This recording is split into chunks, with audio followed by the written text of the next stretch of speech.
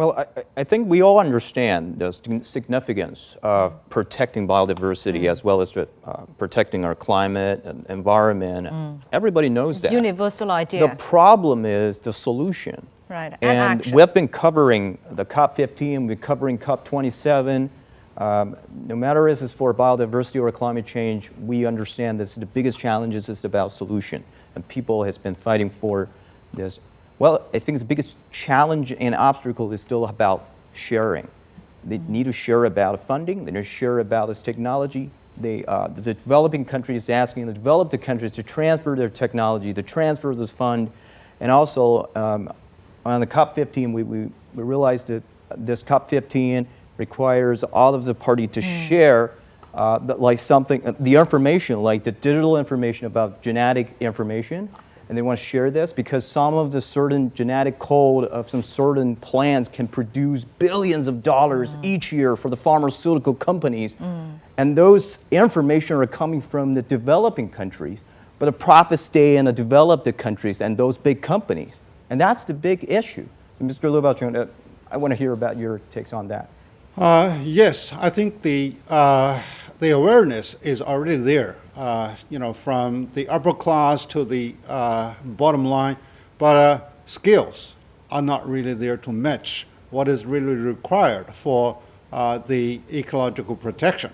So therefore, to build the right type of training system, and so that technology can be dispersed and skills can be enhanced to address the local and also critical issues that are there to challenge the environment is something that is highly realistic and also cost effective. And the other is that there needs to be a very fine balance in terms of expectation to address such climate change, because people do need to balance their economic growth versus the environmental quality. You can't, ask people to starve for months before they can really, have a good environment. So therefore, so that's something that needs to be a more rule-based and consensus-based, operational program. So the common but differentiated responsibility needs to be further delivered in terms of the shared responsibility versus the climate change. And then also that the world need to work together to really to restructure the economic pattern in which China is really playing a pivotal role. So the world begin to blame China as the biggest carbon emitter, but China is operating the world factories.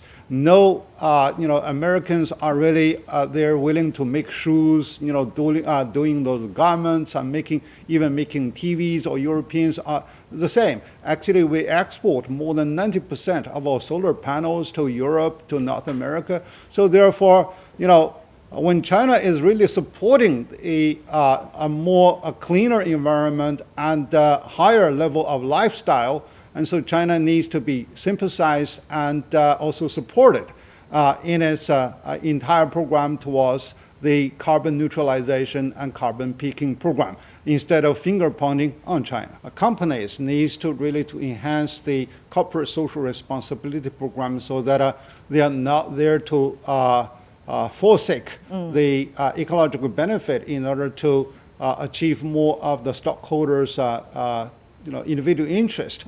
And on the other hand, we also need another CSR, which is the social citizenship responsibility, in which that everyone will be there to be respected and also pay the right responsibility in terms of consumerism and also in terms of their the care about the earth in individual life and also in their communal life.